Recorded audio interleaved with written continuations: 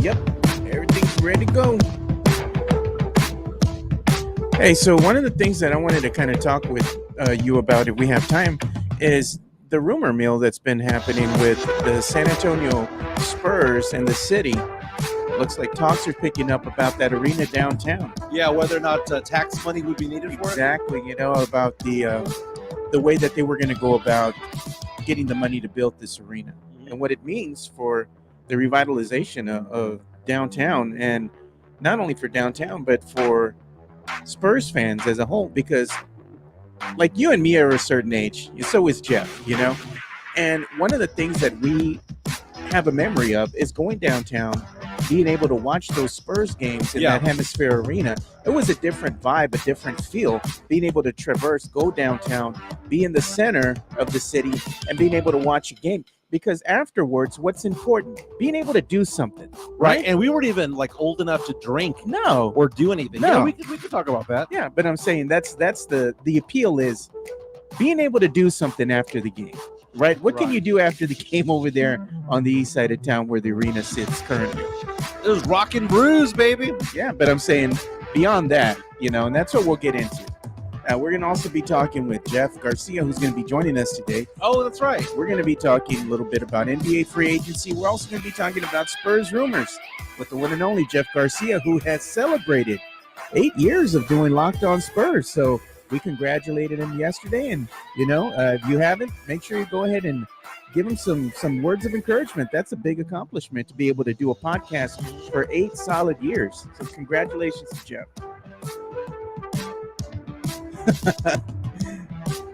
Sam Salinas. Morning, boys. What's up, Sam? Say it, Joe. We're getting old. Chris Gonzalez says, my niece hurts. Just saying, going downtown. Spurs talk. Yes, please. John G. Sam Salinas. I remember my dad taking me to a game in Hemisphere front row during Minnesota's expansion season. Welcome to another episode of the Alamo City Sportscast with Mike Jimenez and Joe Garcia. Make sure to subscribe and hit that like button. Join the discussion as we broadcast live from beautiful West San Antonio. And remember to tip your hosts as it helps the show grow. What's up, San Antonio? What's up, South Texas? This is the Alamo City Sportscast coming at you from beautiful San Antonio, Texas. Your home of the Spurs, the Roadrunners, San Antonio FC, UIW, Trinity Tigers, all of that.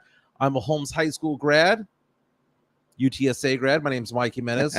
West Campus, if I'm not mistaken. Yeah, correct? South San West Campus, Budo West Side over here, man. That's right. Joe Garcia producing today's show. And we are 957 subscribers strong today. Woke up and we had a few more. 957. So much so, by the way, did you know that the last 2 days combined cumulatively is the best 2-day total of viewers we've ever had? It's crazy. Something happened, man. I was looking at the stats too, just as you do, right?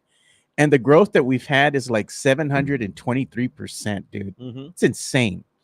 I mean, a lot of it's because, we're doing a good job over here, Joe. It's the content. People like what we're talking about. It's the word of mouth, people understanding that we do exist. Dude, we've gone to places. We had that party over at Pete's place last week for the Spurs NBA draft. People. And people were like, dude, you're on the air? I'm like, yeah, me and Joe doing our thing. Yeah. We're having guests on. We've had Goldberg. We've had the Von Erichs. We've had Frank Harris. Jesse James Leha. We had the homeboy from that movie with Big Puppet. Big Puppet. There you go. Danny De La Paz. We have a potential big one next week as well. So we've got a lot going on. Look, we got a first-time viewer watching us. Thanks for watching. Very nice. Lord Czar watching us from YouTube. And Thanks for watching. We go for about an hour and a half. We do sports. We do pop culture. We do nostalgia. We have a lot to get into today. LeBron James got the bag last night. But again, not only did he get the bag, so did his son, Bronny James. But does he deserve it, Does he deserve it? We'll get into that. Caitlin Clark is a turnover machine. My goodness, man. And last night. But you can't stop watching. Can't stop watching. Last night, I had a long conversation with my good friend James Pledger at 11 o'clock at night. Were you hiding? No, I wasn't hiding. Because I had made mention of the fact that she's such a good player, but she's a turnover machine. Yeah. And what ended up happening was that Pledge called me. Complete apologist, kind of like Matt Lerma, who follows us on this show, is an apologist for Pop. Oh, dude, man, my boy Matt. Everything that I heard about Caitlin Clark, the apologists have come out. last night, Kelsey Plum just took Caitlin to town. Former San Antonio As she Silver should. Star. She's a vet and she's still prime. Now, Caitlin, Caitlin did make the All-Star team. 2 rookies made the All-Star team. She's even been to the Olympics. Yes. But Kelsey Plum going back, Kelsey Plum had an amazing game. Oh, yeah. Caitlin Clark made the All-Star team, right? 2 rookies made it. The other rookie, Angel Reese. And Angel Reese is breaking records within the WNBA. Is it possible? Because I'm going to Vegas tomorrow. One of the first bets I'm going to make is Rookie of the Year in the WNBA. I never thought I'd say that. I want to get that 7-1 odds. I'd put all in on Angel Reese. On Angel Reese, okay? Because I think right now, if it ended right now, Caitlin Clark would win Rookie of the Year. But I think it's so close. Angel Reese is catching fire, dude. Remember what happened in the NBA? Chet Holmgren was the leader, the favorite, the first 2-3 months of the season, and then Wemby took over. It's those head-to-head matches that mean so much. Yeah. You know? So he just snatched it. He just snatched it from Chet. Remember when he had that block and took a soul? And oddly enough, we talked about the best 2-day total of views that we've ever had. Yeah. The prior best 2-day total was after that. It was after Chet and Wemby went at it, and Wemby snatched his soul on that one last shot that could have tied the game, and Wemby stuffed Chet Holmgren at the top of the key. That's what it was. Chet didn't want that smoke. Friday, we're going to have a new experience here. I'm not going to be in on Friday. Yeah. I'll be in Vegas, but Fernandez will be here with you, Joe. You're going to be taking phone calls for the first time. We're going to be taking phone calls. So it's not like we're going to be taking phone calls for the whole show. We're going to have a segment where we'll go ahead and present a scenario to the fan base, right? And we'll let them go ahead and chime in and give us their feedback, you know, because it's important to include the fans into the show itself, you know, and shout out to Sweep the League over there with, Sweep the League TV. Oh, Lord Czar, new there you go. New subscriber. That is fantastic. They started taking calls as well. So it's not an easy thing to take calls on a live show. So congrats to them as well. They're doing great things. You know, we have a lot to get into. We talked about LeBron James a little bit. We're going to talk about Lori Markkanen because there I was last night reading newspapers from Salt Lake City to get their impression. Maybe the Spurs have more leverage than we think. We have a dance going on, right? The fact that the Jazz realize Lori Markkanen does not fit what they're doing, and Danny Ainge wants picks. Reports last night that it's really down to 2 teams, Golden State and the Spurs. Golden State trying to reload, but Golden State picked up some players. They're already killing their cap space. So what's going on when it comes to that? Maybe a third team comes around and gives the Warriors a break. We're going to get into that as well. You know, it's funny to me too. I mean, one of the things that we are going to get into this morning is the Lakers and how they've just went all in with LeBron, right? Giving him that lucrative deal, probably the last deal of his career, right? Mm-hmm. But now they're at that second apron, man. They're like well above the luxury tax. Yes, and now there's talks today about maybe LeBron takes a little bit less. I don't know if he's going to do that. To kind of help the team out. I wouldn't. If you were LeBron, this was the last contract you're going to get. Why would you want to go ahead and say, I'm going to do you a solid? Right. You've done that probably throughout your career. Because they did him a solid by drafting his son. Yeah, that's what I think. Come on, this is your last contract, man. What's wrong with Jeremy Sochan's shot right now? Did you see that video? It looks different. It looks good. Dude, that looks awful. Oh, come on. We'll show that video of him. It's not better than the one-handed? Dude, it looks like Charles Barkley hitting a golf ball, dude. It's ugly. There's something going on with that. And speaking of Jeremy Sochan, I mentioned that James Pledger was on this show a couple of days ago. Second most watched show that we've ever had, right? Yeah. Where he's eviscerating me. He's tearing me down, even though I was agreeing with him. He called me a moron, but that's one of my best friends. Last night, Pledger and I on the phone at 11 o'clock talking about things, and I made a comment about Sochan, comparing him to Angel Reese. And I want to get into that a little bit because Pledger lost his mind when I said it. He basically called me an idiot at that point, and we're yelling at each other. We yelled at each other for about 30 minutes. And then I went back at him and I said, not all your takes are good. In fact, I had an excellent take about one of your favorite teams that you were absolutely wrong about. Let's revisit this. And we were laughing and laughing last night about how our phone call was essentially a podcast yesterday of each other talking and screaming over each other's heads. My name is Mike Jimenez. That's Joe Garcia. We're going to talk pop culture as well. Look at this. Tim Gonzalez is asking already. Hey, Joe, when I call the show, can I ask a question on air? Yeah. You absolutely can. That's the point. Yeah. Bring a take. As Jim Rome said back in the day famously, have a take, do not suck. And what we're going to do is we're going to give people a couple of minutes, man. We're not going to let you ramble on for 15 minutes. You got like 2-3 minutes tops. Come in. We'll be a part of the show, but we have other people that want to talk as well. You got 15, 20 seconds to ask something. Make like, a come on, comment. Man. Yeah. Tomorrow's the 4th of July. It's Independence Day. It's a federal holiday. We're going to talk about the movie Independence Day because, Joe, I watched it again this morning, probably for the 100th time. July 2nd is when they arrive, right? That's what it said in the movie. It's when they arrive. And, I still laugh at the fact that Jeff Goldblum's dad thought that he worked for a cable company. Oh, yeah. He's a cable man. He's a cable installer.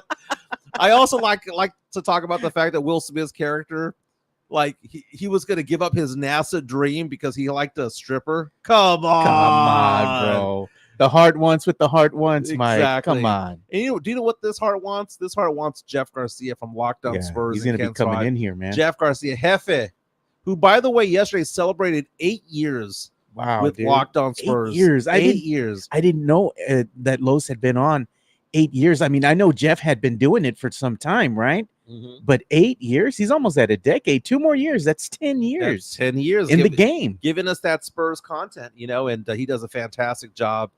He was busy on draft night, that is for sure. He's been busy since draft night, with all the rumors. He's going to get in right around 10-15 or so. Yeah, we're going to go ahead and reach out to him probably around 10-13, 10-14. Okay, I'll reach out to him, get him on here, get him in standby because he's only got a couple minutes with us. I think he's got about 15 minutes. He's got a heart out. Okay, so you can be part of the show, by the way, by reaching out to us on our YouTube stream. We have a chat line open right now. A lot of the usual suspects are here. Chris Leha coming out and saying, call it the Diamond Hard phone line. Hey, I like that. You know what, Chris? I don't mind. We might do that. It's going to be the phone lines are open. The Diamond Hard phone lines are open. Sponsored by MCS General Contracting. We could do that. And you know what? That's one thing that we're going to get into too. We're going to start talking a little bit more about that. But if you want to sponsor the show, the one thing that we do different here that other people don't is that they're like, hey, give us your money and we're going to go ahead and slap your name up here and we'll run an ad or so and you're going to be, mentioned on the show. I'm going to take it a step further. I'm going to raise the bar, and what we're doing is we want to help your business grow along with us. So we're going to do a lot of things that are going to be interactive.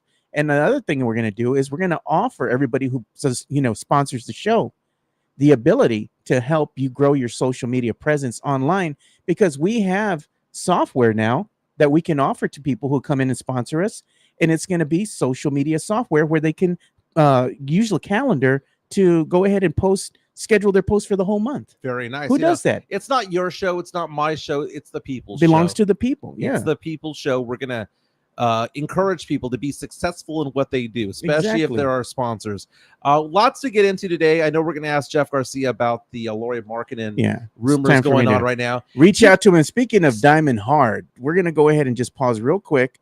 And that way we can give us some time to get Jefe on the line and also give some shout out here to our sponsor, MCS General Contracting. Let's do it. MCS General Contracting, more than 30 years of combined experience in concrete placement. They are the best in the business. Honest pricing, high quality work. They get going on house foundations, driveways, concrete patio decks. If you want to extend the deck, extend the driveway. If you're a business and you need to put together a slab, a parking lot, or other concrete placement services or sidewalks, reach out to MCS General Contracting at 210-774-9155. They're confident in their skills, so give Chris Leha over at MCS General Contracting a call at 210-774-9155. And thank you for being a sponsor of this show. I like the idea of naming the phone line the Diamond Hard MCS General Contracting line. I do like that. I like it too, man. Do we have Jeff Garcia from Locked On Spurs on? We have Jeff Garcia from Locked On Spurs on. But before we bring him on, we got to introduce him proper. Let's do it. Let me go ahead and get the... Here comes the money. Here we go. Money talk. Here comes the money. My man. What's up, dude? Dollar bill, y'all. Congratulations, Jeff Garcia from Locked On Spurs and Ken's 8 years at Locked On Spurs. I know you told me yesterday when you saw it, you were startled. 8 years, my man. Well, how do you feel? I feel old. What you're saying is that you were a young man young when this buck. all happened. I still remember the day where I got hired. It was a phone interview, and I was in New York City, in Queens, and it was just thought in the air that maybe this thing can work out, and it's worked out. But yeah, but thanks to you, thanks to Joe for making that video for me, and also you two both for being consistent guests on the show since its inception, and to every single guest that we have brought, from Jack Thompson to Pledger to fan episodes. I mean, seriously, it's just one after another, but we appreciate it. Yeah, thank you very much, guys. Who would have thought that 8 years later you'd have the nicknames Jefe, Jefe. the Godfather? that I wouldn't Godfather, all that stuff. Yeah, man. And, that just shows you that I'm just been doing this for way too long. And he also, has his own intro music too. He has his own intro. He's Moneybags. Money. I mean, he has multiple nicknames. Jeff, last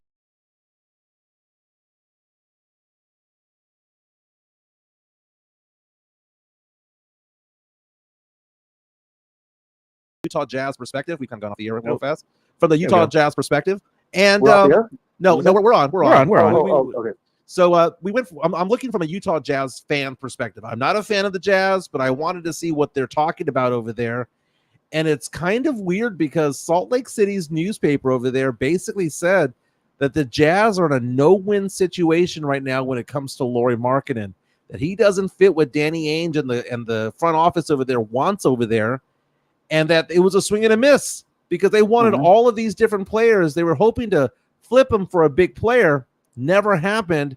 And now they're looking at Golden State. Now they're looking at the Spurs for a potential trade. If I had to ask you a percentage, just personal opinion, a percentage chance do you think of a deal's going to happen with the Spurs, where would you put that at? Whew, that's a really good question. Man, 60%.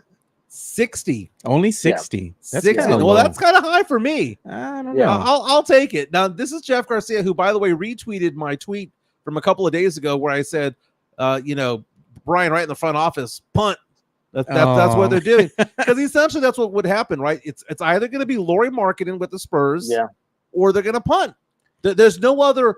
There's no option behind it that is of any significance. What cautions me is that the Spurs have been making it very clear they're not going to rush this, and they're not going to skip steps. This would, on paper, be skipping steps.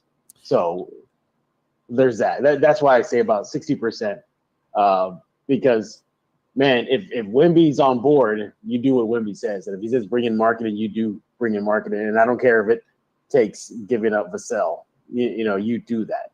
Let's give some love to the Lord Czar, who's a new subscriber. The Lord Czar, I like that name. Already coming in with a comment. It's a good one.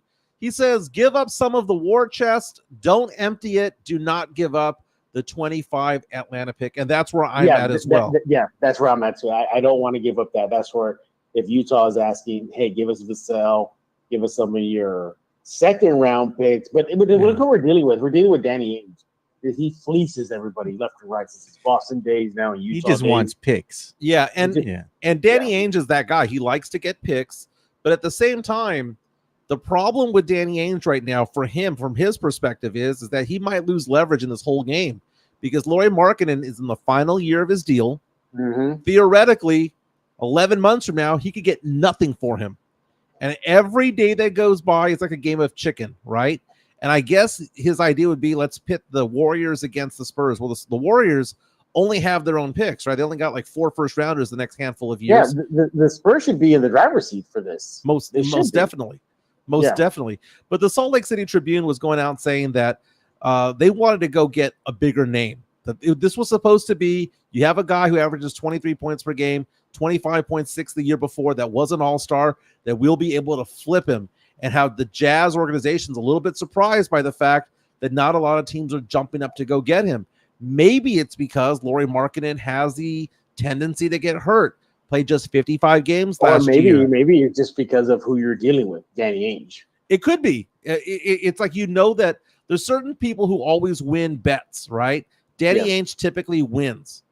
But if you look at the Spurs war chest right now with the potential of 4 first-round draft picks next year, the Spurs have their own. They have Atlanta's unprotected, which is looking pretty tasty because DeJounte Murray got traded to New Orleans. Yeah. Trae Young, not necessarily happy over there. It's a rebuilding situation. That might be a very, very, very good pick in a very strong and deep draft in 2025. The Spurs have Charlotte's top 14 protected. The Spurs have Chicago's top 10 protected. Spurs could have anywhere between 2 and 4 in a stacked draft. The idea of giving up one of those, though, it's difficult. Mm-hmm. Like, it's difficult. Is it really difficult? I mean, outside. I mean, look, let's just say, are you okay with giving up the sell if that's what it costs? You know what? Why wouldn't Spurs fans want to go ahead and it's going to cost you something? It's either going to cost you picks. You have to pay to play. You're going to have to pay to play. It's going to cost you picks, and it's probably going to cost you one of your better players. In my opinion, and a lot of other Spurs fans thinking the same way, the only person who's untradeable on this squad is going to be Wemby. And the other thing is, a lot of Spurs fans want to go ahead and go after Lori Markkanen. Okay, well, if he's going to cost you picks and maybe Devin Vassell, and somebody brought this up in the chat right now, why not go after Trae Young? Well, the thing about it is that when you look at Lori Markkanen, he fits what the Spurs need. I like the fact that he's Finnish, right? He's from Finland, played ball at Arizona. He's been an all-star. He's a 40% three-point shooter. I love Devin Vassell, okay? And a lot of Spurs fans are in the camp of, well, he's untradeable. Well, if you trade Vassell makes $29.6 million this year, and you have Markkanen making like 17. So the Spurs would actually need to get more from the Jazz to even out the salaries. But asking the question, who would I rather have? Vassell or Markkanen? I'd rather have Markkanen because 7-foot players who can knock down three-pointers at a 40% clip are not very common. Yeah, they're not common, and nobody's scoring on in the interior with those two guys. We just got a new subscriber as we're doing the show right now. Thanks to our new subscriber, Steven Chan. Thank you so much. So, I don't want to give up Vassell. I'm not saying that should be the first option. The first option should be to unload a Keldon. It should be to unload a. All right, but Danny Ainge's going to want. Danny Ainge's going to want Vassell. He's going to want Vassell. Okay. Yeah. But I don't think that's a deal breaker. Me neither either. I don't think so. I think the deal breakers are the first round picks with Atlanta next year. Is Jeremy Sochan a deal breaker? No. See, and you know what? I how dare you say that? Because a lot of Spurs fans are going to be like, oh no, he's the second coming of whatever. Now, did you see that video of Jeremy Sochan? And I'm going to call that up right now. Did you see that video of Jeremy Sochan practicing 3-point shots? I put it up on. Okay. I put it up on social media. I'll show it. I'm putting it on right now. Go ahead. What did you think of this shot? Because to me, it looks a little bit herky-jerky. It looked to me from the angle, it looked like a typical Sochan shot. But then when I kept on re-seeing it, like rewatching it, I should say, I was like, I mean, he could have just been messing around, in practice. But look at it. You could see that the one-handed, free throw is still there. But look, there's no smooth motion at all. This is Kyle Anderson 2.0. This is Sean Marion-esque. This is that was the worst shot I've ever seen in the NBA. Now people will say Jeremy Sochan improved his 3-point shot from 24% to 31%, right? And they'll throw that stat in my face. They were daring him to shoot. He shot 31% unguarded. Like whenever he shot a 3-pointer, no one tried to block it. If he becomes a relatively decent 3-point shooter and then they actually challenge it, it's going to be a little bit different. But I'm watching this video and I'm thinking to myself, what the hell is going on with that shot? And why would he fool around in practice? And he's doing it repeatedly. Like that's the form he's trying to get. I don't like it at all. David Atwater saying there's a hitch in his shot. That's true. They said what Sam Salinas says. What's with the hesitation? He's telegraphing that shot. How many times will that be blocked? It's Fernandez coming out and saying Spurs probably want to give up Keldon and picks. Utah probably wants Devin and picks. A good compromise to me would be Jeremy Sochan plus picks. My man. And that is Fernandez, huge Spurs fan, huge Sochan supporter. I'm looking at the head-to-head stats with Vassell and Markkanen, and it's not even close. It's an upgrade. You're talking about points per game, career-wise, 18 points per game for Lori, 13.6 for Devin. Rebounding, 7.3 for Lori, 3.7 for Devin. Looking at field goal percentage. Here we go. 46% shooting from the field, 44%. So I guess maybe kind of close, but 3-point percentage still close. 37% for Lori and 37% too for Devin. But if you go the past 2 years, though, I mean that's career wise to when they That's were career-wise, rookies. You're going to give us the EFG? If you go, well, the EFG for Lori Markkanen is for, Lori 58%. 58%. Well, I got EFG for Lori at 55%. That's EFG career. I'm doing career. Yeah, I'm like Janet Jackson. I'm a "what have you done for me lately" kind of guy. Last 2 seasons for the Jazz, Lori Markkanen made an All-Star team in 2023. He averaged 25.6 points, was 39% from 3. Last season, averaged 23.2, was 40% from 3, 39.9. I rounded up to 40. Also got 8 rebounds and 2 assists and 1 steal per game. They say that he's not like a very, very aggressive person when it comes to the boards and whatnot, but he's still getting 8 rebounds a game while being a 7-footer from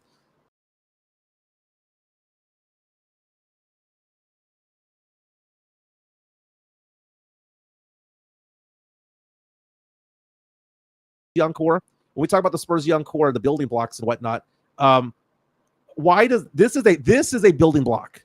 This is somebody, again, that 7-footers don't grow on trees. 7-footers who could knock down threes at a 40% clip. Dude, JJ Redick and LeBron James talking about Lori Markkanen just 3 weeks ago on a podcast. JJ asked LeBron James, who's one of the greatest players of all time, asked LeBron James, who are players that you like to see, that you are in awe of? First person he named was Lori Markkanen. So you're saying we don't want to give up a Devin Vassell, a Keldon Johnson, give up some picks, a Jeremy Sochan for somebody that LeBron James, when asked who's the one player you're in awe of, he said Lori Markkanen. Okay, we don't want to give up picks for that guy. Get out of here. That is the foundational piece. Lori Markkanen, along with Victor Wembanyama, you can build around that. Like Tony Ornelas says, give up Collins, Keldon, Malik, and picks, and there you go. But that might not be enough. We're talking about Danny Ainge. I mean, and how many picks does it take? And let me ask you this, Jeff. Which pick would you rather give up? If the Spurs had to give up a 2025 pick, would you rather give up the Spurs' own pick or Atlanta's? That's a good question. Man, part of me wants to say Spurs because they can do the tanking if they need to. Right. So I might say Spurs, yeah. I would rather give up the Spurs pick. I think Atlanta's in the toilet right now. And I don't see them having a life raft out, at least this season. And this would be a win. This would be a W for Brian Wright, who got that pick from the DeJounte Murray trade. Mm-hmm. It's going to take some draft capital. We got to spend it on somebody. And I went back and forth with somebody on Twitter yesterday who was like, no, you can't unload all these pieces. You have to unload them at some point for somebody. Essentially, if you look at it this way, the Spurs got rid of that number 8 pick, Dillingham, that Spurs didn't even pick him. They picked for Minnesota. The Spurs actually got Chris Paul for him because it's basically a swapping of the salaries for the most part. Mm-hmm. But you look at what are the Spurs going to do? The idea of the Spurs are going to bring a big name free agent to San Antonio. Why would we believe that? Tim Duncan is a top 5 player, in my opinion, in NBA history. He never brought a big name free agent to San Antonio. And by the time LaMarcus came over, LaMarcus was, Duncan was in year 17 of his career, 16, 17 of his career. That doesn't count for me as being part of, it's a big name free agent going there for the purposes of playing with one of our superstars. If Tim Duncan could not attract big name free agents, why are we going to think that Wemby will? So if the Spurs are not going to get a top 20 guy, if the Spurs are not going to get a Jaylen Brown, a Jason Tatum, if the Spurs are not going to get a Joel Embiid, a Paul George, or any of these big names to come to San Antonio, guess what? We have to look at players number 20 through 30. And that's where Lori Markkanen resides. Yeah, and look at what David Atwater's saying. He says there's no good free agents in 2025, so might as well get Lori. And that's the thing that everybody was looking at. Oh, the 2025 free agency class is looking great. Well, not anymore because a lot of these players are starting to re-sign with their said teams, So a lot of these free agents, big name free agents, are kind of coming off the board. if the Spurs are going to make a move, it's going to have to be now, in my opinion. Yeah, some of the big names include Jason Tatum, LeBron James, Paul George.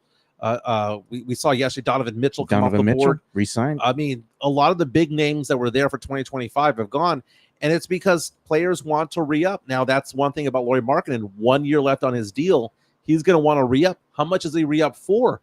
Mhm. Maybe you could get him cheaper if you get him, and you trade for him right now. You get a 1 year rental. You entice him to stay in San Antonio. He likes it here. Maybe get a good price for him. You probably add the extension on the back end. Yeah. It's probably going to be in the range of 30 to 38 million. And also, if you're Lori Markkanen, which team is on the rise and which team's on the decline? Either you can, or just flatlining, or just at a stalemate. Utah that is there. Maybe they might have a good season, but the last couple seasons hasn't really panned out. Then there's the reported that Warriors are all in. Do you really want to go to the Warriors or shell themselves, or you want to go a team on the rise? So there's that also as well. And then the one thing I was going to ask you, Jeff, is I know Spurs fans they don't think this is sexy by any means, any stretch of the imagination. But DeMar DeRozan, former Spur DeMar DeRozan, is out there right now. And if somebody was to go ahead and pick him up, realistically, what they could do is the same thing the Spurs are doing with Chris Paul, and bring a savvy veteran back on a 1 year deal as a 1 year rental. And he could probably be had for a cheap price. Would that be a move that you think would be smart by the San Antonio Spurs if they were to bring back one DeMar DeRozan? I mean, guess I would. He would kind of open the floor spacing for Wemby, in the mid range at least.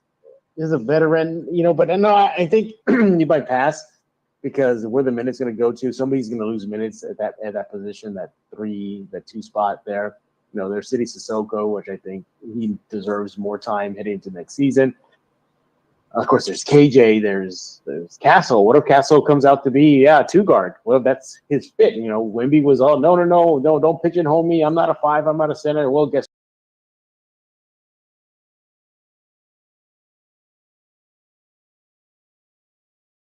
To take away minutes from Castle. Now you mentioned Castle there. Castle's been at the complex there, the Rocket La Cantera, just knocking down shots after shot after shot.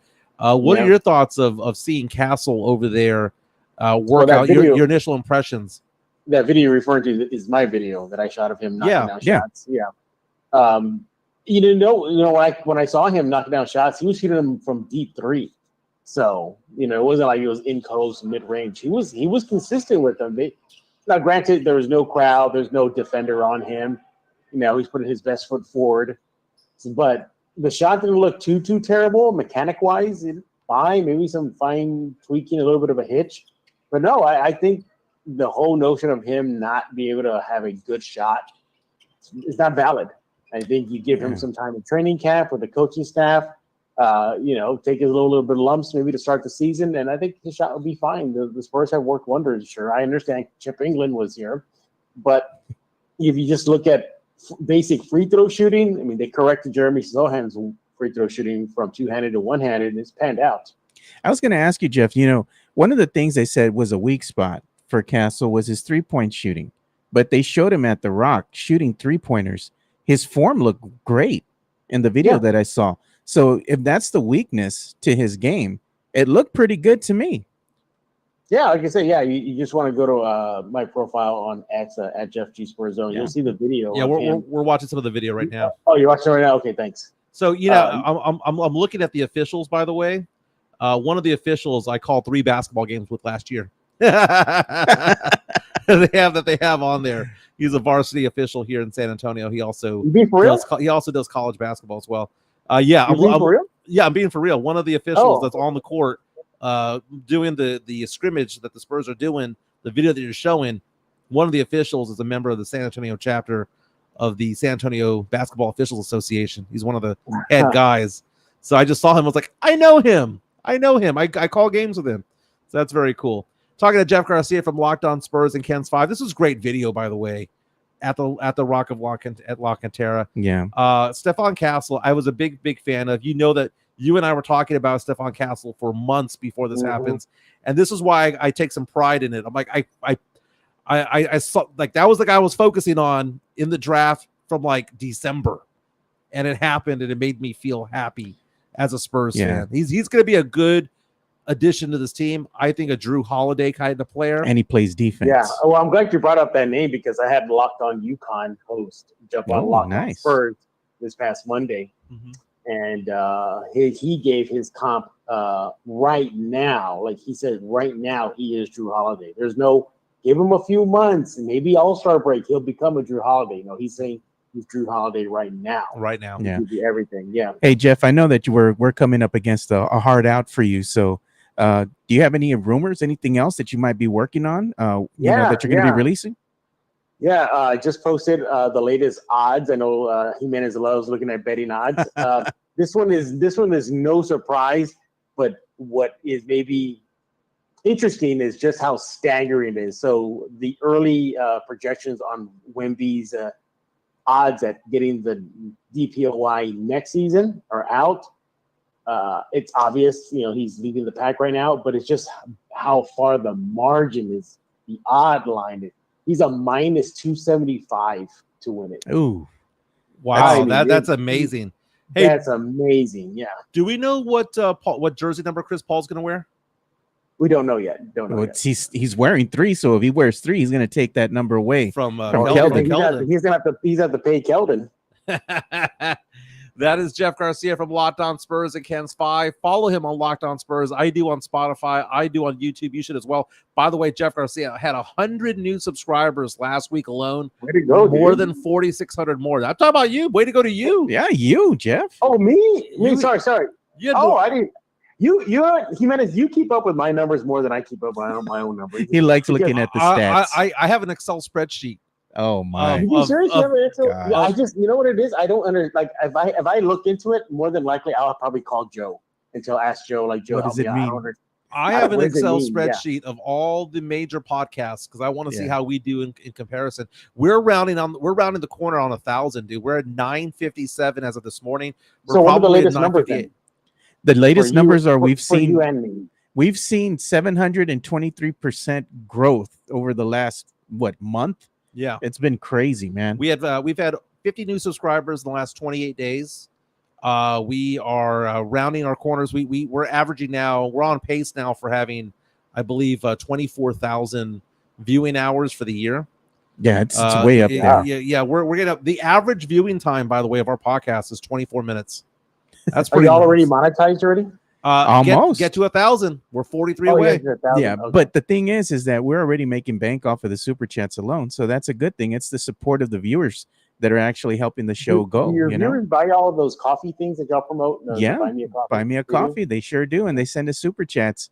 We get alerts every time somebody sends us a super chat, and they like the alert. So sometimes they'll send us 2 or 3 in a row. This show's been on for 38 minutes. We picked up 3 new subscribers. We're at 960. Wow, 40 dude. away. I feel like Wow, I feel like it's a telethon because once we get to The 1,000, Jerry Lewis telethon. exactly. Once we get to 1,000, we're recommended viewing on YouTube, and it Yeah. accelerates the growth at that point. It's like we've been lighting this, and our listeners have been lighting the fire. YouTube, once we get to 1,000, because of the number of hours that we have of Mhm. viewing hours, they throw the gasoline on top at that Yeah. point. Nice. And we also, because we have great guests like you, Jeff, that come out on the show and help the show go. And yeah, you get wrestlers on there. What Yeah. else you got? You got the Von Jesse Erich James recently. Leja, Yeah, Jesse Leja. Danny yeah. De La Paz, an actor, yeah, producer. with Yeah, Frank man. Harris, Frank Harris. Frank Harris. Yeah. more big Yeah, my names favorite to one come. my favorite one is still the Von Erich one because I was Nice. watching that one, and I keep on seeing Jimenez. Like, do I stop this guy from talking, or I let him just go on? No, you let him go. You let him go. That is Jeff Garcia from Locked On Spurs and Ken's 5. Hefe, money bags. Thanks for being with us, my man. No problem, guys. Talk to y'all later. Thanks, All right, Jeff. Jeff. Bye. Appreciate it, man. If you go to my screen, got some breaking news Sure. coming in. NBA got a Woj bomb coming in. The LA Lakers have hired Nate McMillan and Scotty Brooks as top assistants on JJ Redick's new staff, both of them with head coaching experience. So we talked about JJ Redick having no experience going to LA. He's LeBron's buddy, LeBron's co-host on the podcast, coming out and saying, Nate McMillan, Scotty Brooks, come help me out. This is a great move for JJ Redick, man. This is a long-term move I like it, Joe. What do you think? Oh, I like it. I think it's a good move for him, man. He needs to add some experience to his roster. Midtown Texas with a super chat. Look at this. $1.99. Look at this. It's hilarious. Sam Salinas. This program is made possible by contributions From from viewers like you. you. And then after he said that, Midtown Texas. Keep the telethon going. Mario Cavazos, Jefe is the best. That is true. There you go. Now we talk about the Lakers. You see LeBron James signing a 2-year deal for a little bit north of $100 million, right? It's a 1-and-1 deal. Player option at the end of year 1, which I guess theoretically means he can be a free agent at the end of this year. Bronny James signed a multi-year deal with the Lakers. I can't find anywhere how much it's worth, but the thinking is it's the rookie maximum or the rookie deal. The rookie minimum for a second round draft pick is the same as what City Sissoko signed with the Spurs last year. So 1.9. That's not very much over in Cali, man. Well, I mean, when Daddy's making 52, yeah, I mean that says a lot. Right now, he's making the equivalent of somebody who's kind of like middle class. Yes. Over in California after wow. taxes. Isn't that sad? I'm being honest, because once you factor in all the taxes that you're hit with in Cali, I mean, that's like really, that 1.9 million, it's like maybe somewhere in the neighborhood of what, 600, 700,000? Yep. Former Spur Kyle Anderson signed a 3-year deal for $27 million to go join the Golden State Warriors. The Warriors are trying to pick up players to offset the loss of players like Klay Thompson, right? And if Golden State's going after other players as well, how are they going to be able to get Lori Markkanen involved? It's because they're not afraid to go over the cap. They're not afraid of the first apron, the second apron, the luxury tax. Jeez. They're going to spend their way, because we said yesterday that the era was over, the dynasty was over, because Klay Thompson is no longer there. He signed a deal with the Dallas Mavericks. But Golden State with Steph Curry is what, mid-30s? He's still a very good player. He's kind of winding down a little bit. You can see that, he's not as explosive as he once was. But, I mean, he has a lot of other tools. But I give respect to that organization. They're not closing the curtain just yet. They're going to say, Steph, Draymond, I know we're on your last legs. We're going to make sure that we can just keep it going. Now, I like this, man. We can keep this going. John G. saying, $1.99 super chat just for the good vibes. Keep the telethon going. My man. I got some money in my back pocket right here because going to Vegas tomorrow, baby. You got your envelopes? Got my envelopes. I actually got to separate the money and put them in there. Do you tell the story of the envelope? The envelope story? So I go to Vegas, right? And what ends up happening is that sometimes you go to Vegas, and especially when you go with your guy friends, one of them will blow their wad early on. Oh, right? yeah, man. They will be broke within 24 to 36 hours because they don't pace themselves. So I put money in each envelope for day 1, day 2, and day 3. And if I spend day 1 and super chat from Sith Elias for $1.99, very nice. Keep it coming, money bags. If I run through my envelope, Joe, I'm done for the day. I go hit the pool. You're like, I'm done. That's it. I go hit the pool. I'm not going to be broke on the last day. I'm not going to be broke halfway through the trip. Now, what confuses me or what scares me, Joe, is the way back from San Antonio. I'm coming in Sunday night, or actually Sunday morning, rather. If I'm coming in Sunday morning, we have Hurricane Beryl, which could be coming through Texas at that point. What if I have to stay an extra day, Joe? If I have to stay an extra day, I may as well hang out with Fernandez when the Spurs Summer League starts. You know what? Fernandez, if you're here listening, if I break even or better over there, I might just stay. Hey, you might, and the thing is, Fernandez knows all the hot spots, and he can get you good deals on your hotel stay. He'll tell you, hey, man, stay here. It's a nice hotel. It might be a little bit more, but at the end of the day, it kind of evens out because of the amenities, and then the close proximity to being able to get those videos and those pictures with the players and the coaches. The guy's, he's an unbelievable dude. He knows everything. Bring the content is what we're going to be doing over there. By the way, did you see this video last night? Las Vegas Stars, this is courtesy of ESPN. Las Vegas Stars, Aces rather, taking on Caitlin's team, the Indiana Fever. Caitlin turns the ball over and basically skins her knees. Yeah. And the Las Vegas Aces player pretends, acts like she needs to tie her shoe. And what she's doing is letting Caitlin recover because this hurts. Going full speed, And oh my God. And she's like, oh, I got to tie my shoe. Give Caitlin some time to recover. Finally, an opponent, the Aces, by the way, back-to-back WNBA champions that respected her. Okay. Now, the one that respected her and still kicked her ass last night was Kelsey Plum. Kelsey Plum was on fire last night. Kelsey Plum, former San Antonio Silver Star, was just brutally destroying Caitlin Clark last night. She's a nugget, dude. Does she not ever look not hot, dude? Dude, she's amazing looking last night. But last night, Kelsey Plum basically made every single shot.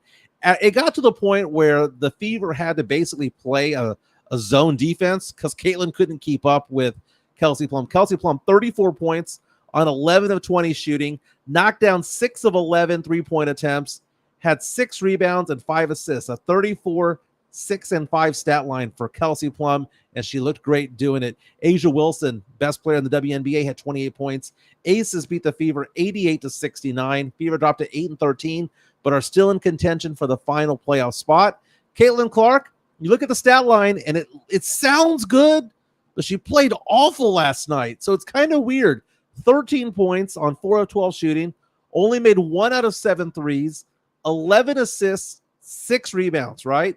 But the thing is, she had 6 turnovers. There was a point, Joe, in last night's game, end of the third quarter, relatively close game at this point because it didn't get blown out until the fourth. Yeah. That's when the wheels fell off. This is where Pledger got mad at me. Oh, no. Caitlin Clark refused to shoot the ball from midcourt to end the quarter. Why? She was wide open. She was at the midcourt line, and she didn't shoot it. Her teammates are going, like, literally did the gesture, like, shoot. You want to shoot that thing? Instead, Caitlin just threw the ball off to the side to end the quarter. And I made the joke. I was like, is she trying to, like, help her stats out by not having a missed shot?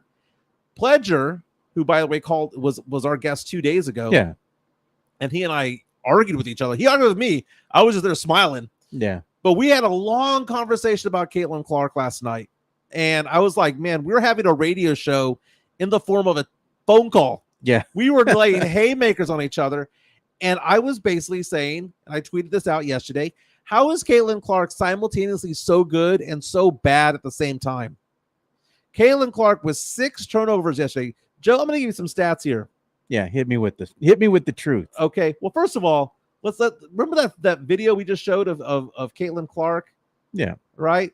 Let's show it one more time. What forced this turnover? What forced this turnover? We're going to play it again here. What exactly forced this turnover? As I'm watching the game, was it her teammates? Nope. She just tripped on herself. She just tripped her. Dude, she does this all the time. It was bad play after a bad play. Now she somehow got 11 assists, but she's a lazy passer, dude.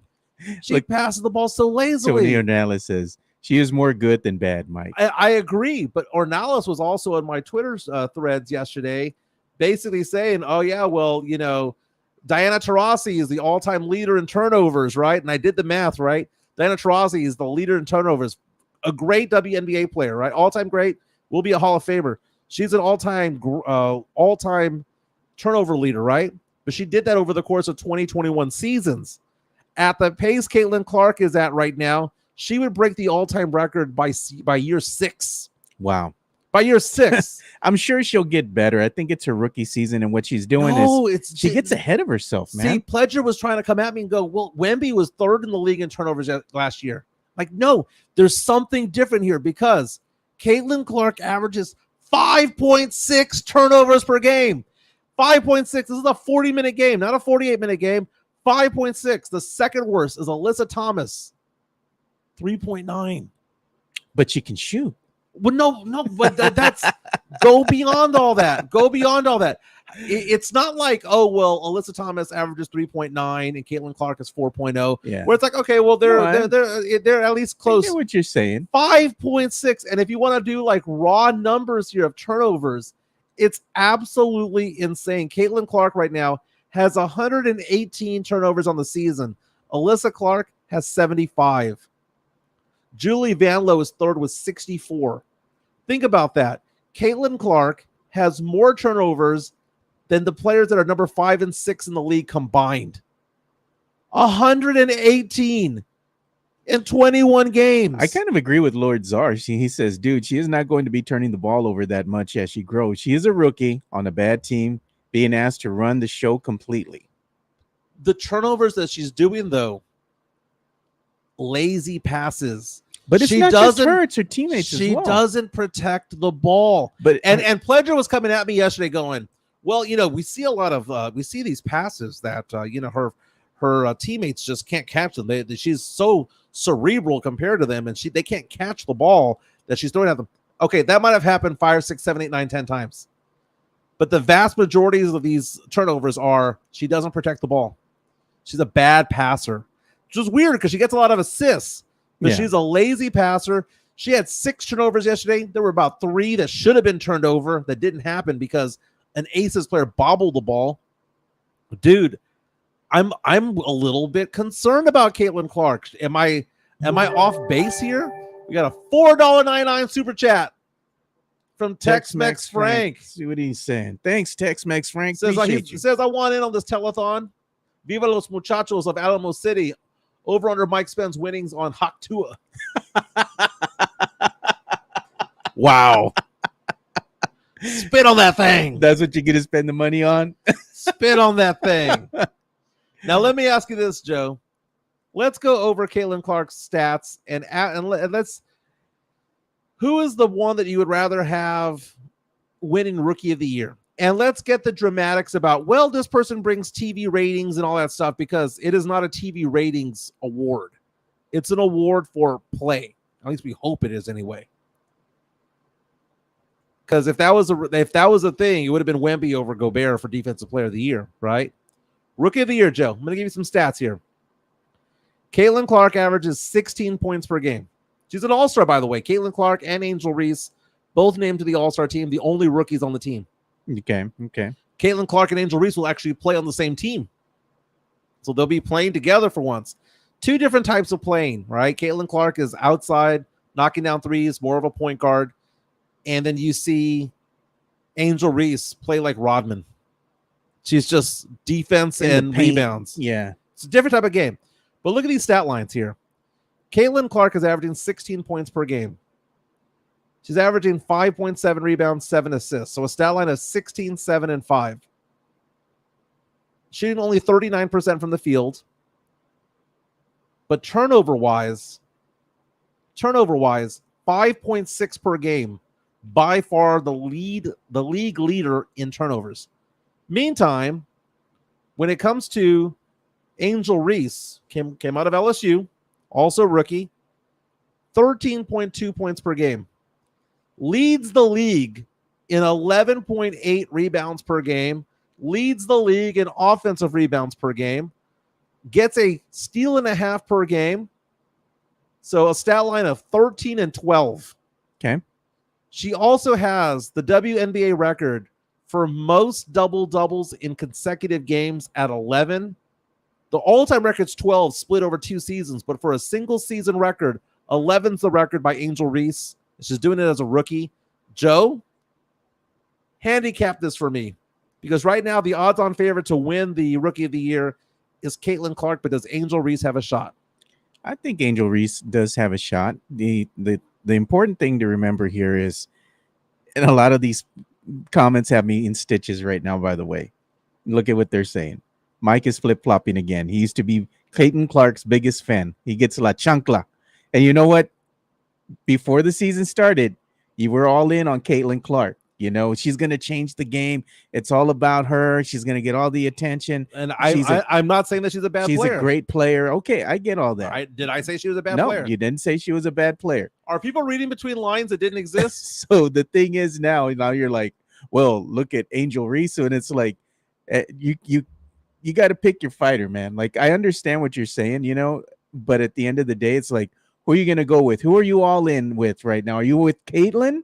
Or are you going to go with Angel Reese? Because right now, I wouldn't be opposed to Angel Reese winning the Rookie of the Year. Look at Angel Reese's stat line last night. Yeah. In the Sky's victory over the Dream, 85-77. Caitlin Clark, 12 points, 19 rebounds, 3 assists, and 2 blocks. So what pissed off James Pledger yesterday from San Antonio Sports Star, again, he's the host of Extra Innings, 6 to 7 p.m. Monday through Friday, That's our 94.1 guy. FM. That's our guy. Yeah. I told him this, Joe, and I want you to look at me when I say this. God. I told Pledger, Pledger lost his mind yesterday. Oh my goodness. I told him Angel Reese is who Spurs fans think Jeremy Sochan is. Oh no, man. Come on, Mike. No. They know what Jeremy Sochan is. Come on. I mean, because we hear all this all the time. Well, Jeremy Sochan has this, that, and the other. He's a defensive player. He gets boards. He does this. He does that. Good team player. Everyone loves him. All that stuff, which a lot of it's true. But when I said it to get a rise out of Pledger. I said it to piss him off. But the more I thought about it, I was like, wait a minute. Kind of is. Because wouldn't you want to have that stat line from Jeremy Sochan? 12 points, 19 rebounds, 3 assists, and 2 blocks. Isn't that kind of what we want from a Sochan? Because we call him Rodman.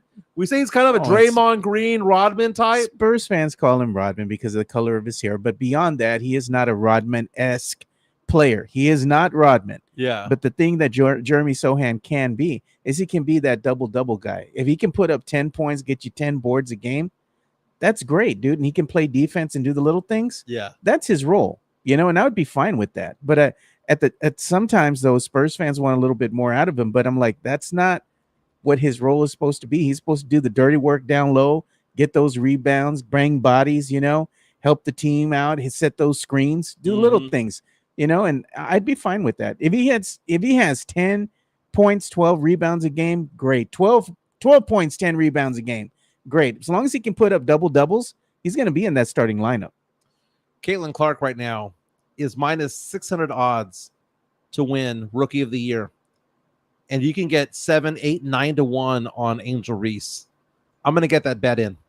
Okay. I'm going to get that bet in. So now you're going to go with your LSU girl. My girl, baby. My girl. Tony reaches out and says, you were the GOAT on sports news, Mike, but how many rookie mistakes you make your first year on radio? Lots of them, dude. I had no experience. on radio. At least these people have experience of playing college ball and high school ball. What was your first experience on the radio? Because I know when I was on the radio too with Chris Duell, right? Yeah. Doing the Spurs React show. My first experience on the radio was like, man, I'm nervous. But then I was like, it's just like talking with a bunch of people in a room. Right. The thing is that conversation is being broadcast all over San Antonio. So my first outing probably wasn't my best, but then I got a little bit, I got better as I kept on doing this over and over again. But what was your first experience like getting on in that studio, getting that mic in front of you? Well, part of the experience was going through the interview process. So when I won Rock the Mic back in the day, they brought me into the studio to talk to Jason Minix and Rob Thompson. That's one thing. But to actually do a show, I was the third wheel on a show that RJ Ochoa and James Pledger were doing called the Saturday Morning Hangover. And they're friends. But, sometimes you can have like mutual friends, but the connection's a little bit different depending on who's talking to who. I connect very well with James Pledger because when he talks to me at a certain wavelength. But when he talks to RJ Ochoa, it's a different wavelength. And RJ is brilliant mind, bloggingtheboys.com.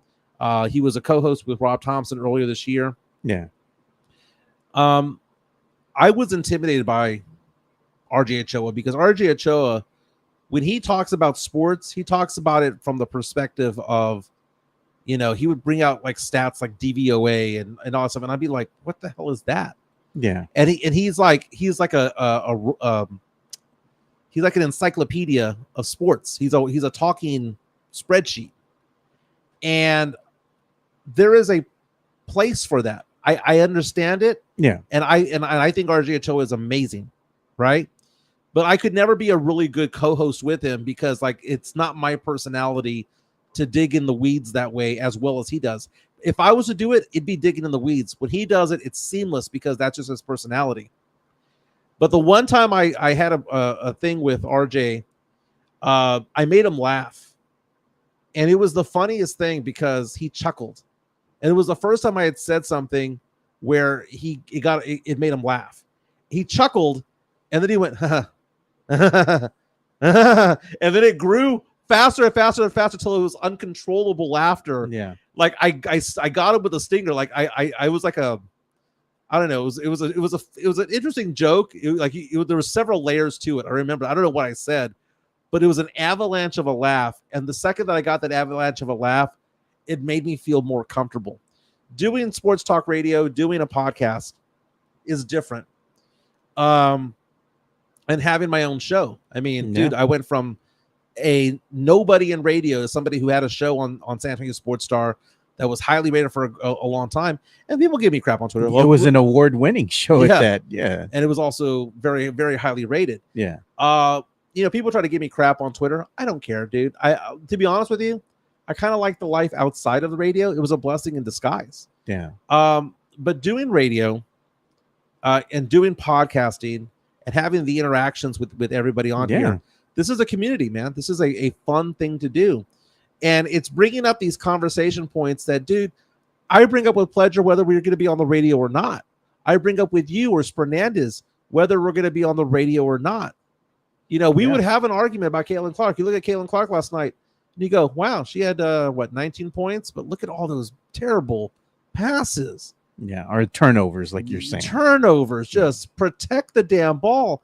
And then you look at Angel Reese, who, again, I do have an affinity for because she went to LSU. My daughter graduated from LSU in December. So I watch a lot of LSU basketball.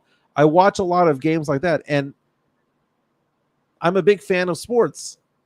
And I'm just calling stuff out. Now, somebody asked the question, how could I last officiating a WNBA game? One game? Yes. I could last also an NBA game because the officials don't run very far. There's 3 officials, right? It's only a 50-foot run. Yeah. I can survive one game. JHNSB, nobody listens to radio anymore. Well, if you look at seeing what's happening with the new cars now, like Mike Taylor was telling us, a lot of these vehicles now, they don't have a built-in AM radio. They don't need it. And if you look at certain cities like Miami with Dan Le Batard, what radio station is Dan Le Batard on? He's not. He's online. He's a YouTube with Stugotz. Yeah, who I got to meet last year. It was amazing. Yeah. People thought I was excited about meeting Paige Sporonic. I was more excited about meeting Stugotz. And the Dan Le Batard show is actually a really good show, man. They keep things moving. It's fun to watch them interact with each other and also the audience as well. Stugotz is great, dude, and he's the complete troll. He's the ultimate troll. Yeah, he is. People think that like, oh, Jimenez, you're trying to be Skip Bayless. I'm more Skip Menace. I'm more Skip. I'm more Jimenez Gotts. I'm more that Jim Gotts. We need to get Shannon Sharp that little audio excerpt of him saying Skip every time you start flip-flopping, man. Yeah. So Pledger was after me yesterday because Skip Bayless yesterday tweeted out there about Caitlin Clark saying, quote, Skip Bayless saying, "I'm sorry, but Caitlin Clark sold out another road arena in Vegas and once again disappeared in another fourth quarter. No offensive urgency or energy, won't shoot, so many careless turnovers. Something's not right here." And Pledger sends that to me and goes, "This is why I call you Skip. You had the exact same take." And of course, I had to put on the Spider-Man GIF. Oh, man. Us staring at each other. Look at what Pledge is saying, man. He's coming in hot already in the chat. Says, Angel, 39% from the field. You lost the ability to bitch about players' effectiveness. Oh, by the way, what is Caitlin Clark's efficiency from the field? 39%. That's what she's shooting for the year, too. It's the exact same thing. Okay, now one shoots better efficiently because of three-point shots. I do get that. But Angel Reese, 19 boards. And everyone says this. Well, she's getting her own rebounds. That's why she has 19 rebounds last night. Shut up. I like this new nickname by Bear County Social. Stu Menace. And if you don't know, go and follow our boy, man. Or, Bear County Social Apparel. Doing great stuff. Has a lot of great merch. Go ahead and give him some love, man. Let's talk about some entertainment, man. Let's get that entertainment The bump entertainment going. bump. We'll get it going here. MCS, General Contracting. Not that one. Where you get entertainment.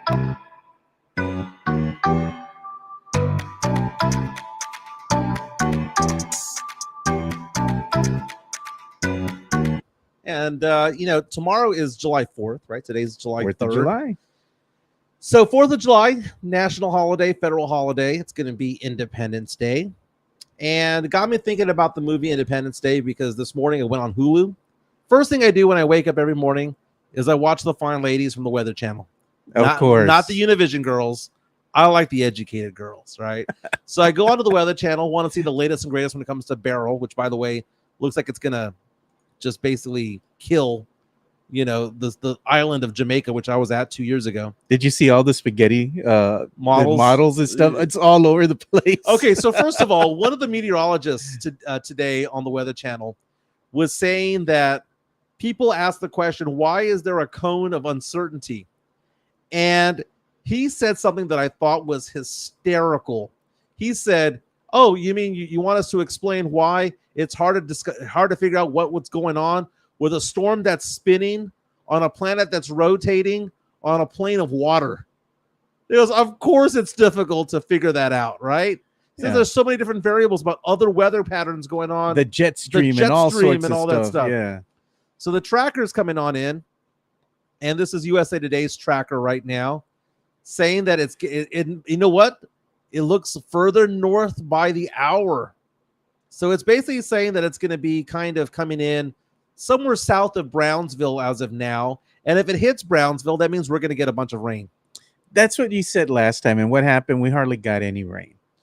We got a couple of inches. It was like maybe an inch and a half. But it's a last minute turn. Yeah, I mean, it's welcome rain, nonetheless, right? It's better than what we got right now. We got nothing. But here's the look of it right now. This is according to the Weather Channel right here. That Beryl's going to be coming in through the Yucatan, going to go through Jamaica, through the Yucatan Peninsula. Ooh, let's turn that off. And it's going to somehow, some way get to Mexico, maybe Texas. Am I saying that we're going to be devastated? No, they're saying that if it hits Texas, it's going to be maybe a Category 1 or a strong tropical storm. Okay, we need rain over here. But I woke up this morning, turned on the Weather Channel, went over, and I said, okay, go to Hulu. Because I like Hulu. That's my favorite of all the streaming services, right? Yeah. Front page was, do you want to watch Independence Day? Of course. It's 6 a.m. Damn straight I do. I hit enter. It starts off Jeff Goldblum, Will Smith, Vivica A. Fox. That Bill Pullman? Yeah. And watching the movie all over again.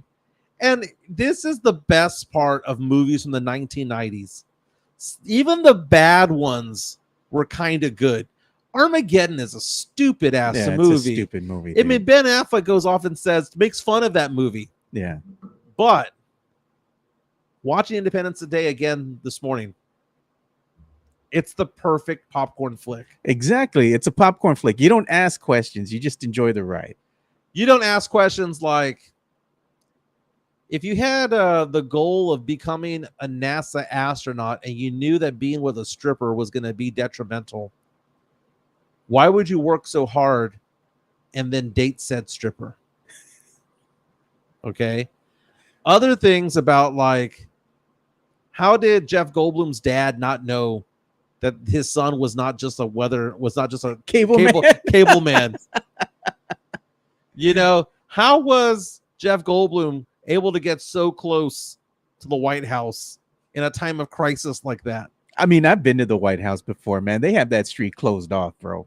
How was Randy Quaid's character so drunk that he was able to land that plane when he crop dusted the wrong field? That's my boy right there, man. He's having a good time. Even though he crop dusted the wrong field, he's like, oh.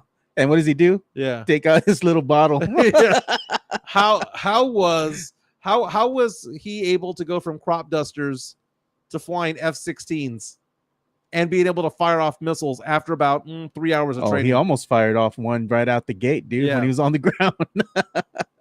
How did the president, who was a fighter pilot in Vietnam, able to suddenly fire off missiles off of an F-16? And why was he even in the plane? With these evasive moves, right? Where they had to go do that, I think I got one more in me. Fire at will. I thought it was great because I think this was the inclusion of, like, because I think this is around the time that they were getting pressured. The government was getting pressured to come out and officially declare that there is Area 51. And they use that name here in the movie. And I think it was like a couple of years after that, they finally said, yes, there is an air base called Area 51, you know, and they finally were forced to finally confess that there is an air base, you know, called Area 51. Now, let me ask you this. How is it possible that the quote of the movie was not by Will Smith, not by Jeff Goldblum? Wasn't it done by, who was that singer? Harry Connick Jr. Oh, Harry Connick Jr. Time to light the tires and kick the tires and light the fires. Yeah. Oh my God. You know what? The one thing that is odd in this whole movie is that speech. It's one of the greatest speeches, right? Is it In movie history? Is he the greatest president in fictional president? And it's in this freaking movie, Independence Day. You know, like that gets you fired up when you hear it, you know? And it's just odd. Like, why is that here, you know? Well, okay, so first of all, the 90s presidents were amazing because we had Morgan Freeman in Deep Impact. True that. We had Michael Douglas, the American president, which, by the way, okay, which is the better speech? Is it from Independence Day, like you were saying, you know, we're going to survive. It's our Independence Day, you know, it's a worldwide Independence Day. Is it that one? Or is it the American president? Sydney Ellen Wade has not done anything other than to put herself in school and live her life. Come after me because she's out of your league. That's a great line, right? Yeah. Best president. So reach out to us. Who is the best president? Tim Robbins and Austin Powers. Oh, look at Lone Star gave the best speech. All right. Yeah. All right. Yeah, like Independence Day 100. Everybody likes Independence Day. That's a movie you're gonna watch. What about Dave? I like the president, God, Dave. Kevin Kline. Remember the story goes, the president is screwing some mistress. Yeah. Ends up having a stroke, and they find a lookalike to come in and pretend to be him. Mm-hmm. And it's with Sigourney Weaver. Yep. I like that movie a lot. Hey man, the thing with Sigourney Weaver, she got hotter as she got older, dude. She did. Right? When she was younger, she was Alien, not so hot. But as she got older, she got hotter, dude. Kind of like Jamie Lee Curtis. Yeah, true. Jamie Lee Curtis, I mean, don't be wrong. I mean, I guess she was okay in trading places. Yeah. But then later on, you know. True Lies. Good Lord. Look at those juggies. I know that's what everybody was looking at. So goldderby.com has an article ranking, and this is actually an article from this week. Goldderby.com, which talks about gambling for the most part. Gambling and reality TV. How are they not on our show? Asking the question, what are the 15 best fictional TV and movie presidents of all time? At number 15, they've got Morgan Freeman from Deep Impact. Number 14, Jamie Foxx from White House Down. Haven't seen that one. I've seen a lot of the White House Down movies, but I haven't seen this one. That one's a good movie, man. I can't believe you haven't seen that one. I see the Has Fallen movies, like Olympus Has Fallen. Olympus Has Fallen. Stuff like that. Yeah. Number 13, Gina Davis as Mackenzie Allen in Commander-in-Chief. That was a decent show. Didn't really get into it too much, but from what I saw of it, she seemed to know the part. Number 12, John Travolta as Jack Stanton in Primary Colors. I love that movie. Came out in 1998. It's basically about Bill Clinton. I mean, it's basically about Bill Clinton being a dog and having a mistress wherever he goes. And it's basically, I mean, it's a book that doesn't say Bill Clinton, but we all know is about Bill Clinton from somebody who knew Bill Clinton. Did the president play the saxophone? Does not, no, but he plays with women, that's for sure. Oh, man. Number 12, Jack Nicholson in Mars Attacks. This is one of those B movies, dude. You can just tell by that photo right there. Yeah. Number 10, Jeff Bridges in the movie The Contender. I like Jeff Bridges, the actor. I've never seen this movie. If you've ever seen Against All Odds, probably my favorite Jeff Bridges movie. Yeah. James Woods, by the way, in that movie was amazing. Yeah. My favorite Jeff Bridges movie is going to be The Big Lebowski, dude. Dude. I can't watch that movie, bro. Dude. I try every single time, and that dude from Roseanne shows up, and it just pisses me off, man. I have a friend that acts like him, dude. That's the funny part. There is no actor that just gives me the ick more John Goodman than John Goodman. Man. And which is funny because I like the movie Flight. Yeah. And then when Denzel Washington needs cocaine inside the hospital, they bring in Goodman. I just skipped through that, man. Don't want to hear him. Billy Bob Thornton's number 9 of the best fictional TV or movie presidents of all time, according to GoldDerby.com, for the movie Love Actually. Yeah. Number 8, Julia Louis-Dreyfus as Selena Meyer in Veep. Love that show. Love that show. She's great. Number 7, this far down, Bill Pullman on Independence Day. I would have said top 3, dude. I would have said top 3. Peter Sellers and Dr. Strangelove. Number 6, Dennis Haysbert as President Palmer in 24. I can see that. Kevin Kline in Dave. Number 4. Little high. When I said I liked him, I didn't think he'd be top 10, but still. He was a good actor back in the day, man. Ooh, Harrison Ford as Hey. President Marshall in Air Force One. Get off my plane. Hey, that was a good movie, dude. No doubt, dude. Harrison Ford. Bill Simmons on ESPN.com back in the day, Grantland. Yeah. He called Tim Duncan the Harrison Ford of athletes. Because you don't know much about Harrison Ford. I mean, he's never in the tabloids. Yeah. I mean, he was with Calista Flockhart. I think he still is. He still is, yeah. But he says Harrison Ford's best movie and worst movie are identical in like how good he is. It's always top tier. Oh, he had an awful movie that he was in, some type of rom-com or something like that. But it's very rare. It was horrible. It was so bad, bro. But he was saying Tim Duncan's best season and worst season are almost identical. Yeah. Like it's all about consistency. Number 2, Bear County Social Apparel says Will Ferrell in The Campaign. That's funny. The Campaign. Oh, gosh. Number 2, Martin Sheen. It's President Bartlett in The West Wing, which also resurrected a lot of other careers beyond Martin Sheen's, Rob Lowe's being one of them. And number 1, according to GoldDerby.com, the best fictional TV movie president of all time, Michael Douglas as President Andrew Shepard in The American President. And you know what? I'm going to go get the guns. I've never seen that movie. It's a great movie. Never seen it. It's a great movie.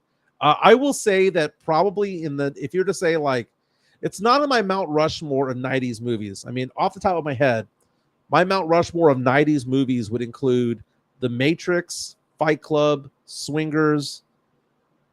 What's the one with Jim Carrey? White Men Can't Jump. What's the one with Jim Carrey where it was a reality show? Oh, Truman Show. Truman Show. That's also that one's a good one. That's also in my hierarchy there. Yeah. But if you were to say favorite romantic comedies of all time, I think The American President's up there. American President. What's that other one with Will Smith? What's that? And the guy from Men in Black? No, King of Queens. What was his name? Oh, I remember they did a romantic comedy and that was funny too. I forgot the name of it. Like though. Hitch? I think it was. American President. It's basically the premise of The American President.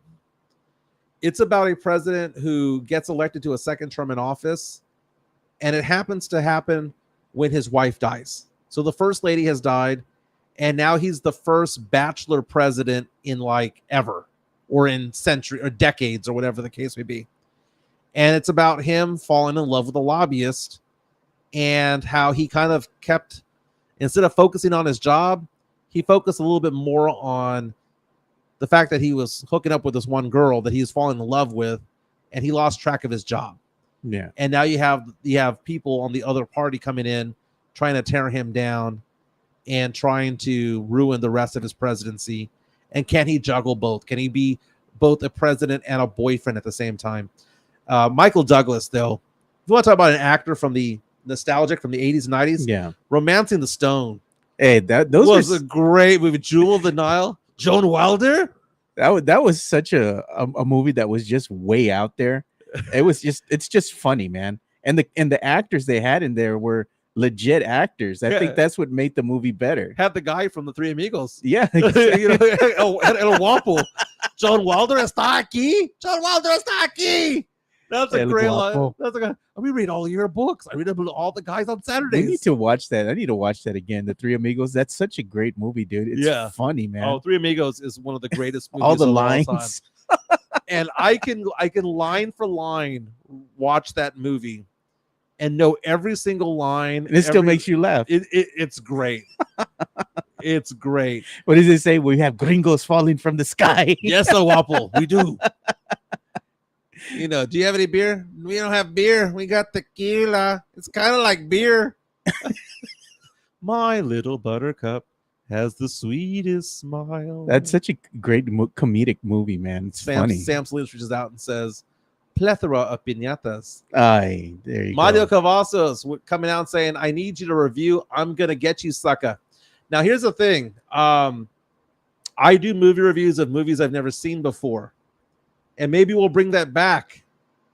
But I'm Gonna Get You, Sucker is a movie that I have seen. And I love, dude, the whole scene about when he goes back to the hotel with that girl, and that girl takes off her wig and takes off her leg and fake eyelashes, fake butt, fake boobs. And she's just like this disgusting figure after all. That's great, dude.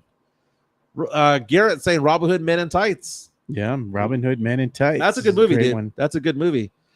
A toll is a toll and a roll is a roll. And if we don't get any tolls, we get no rolls. Look at that up. Tex-Mex Franks. He goes, I appreciate you fellas providing the entertainment and sports takes.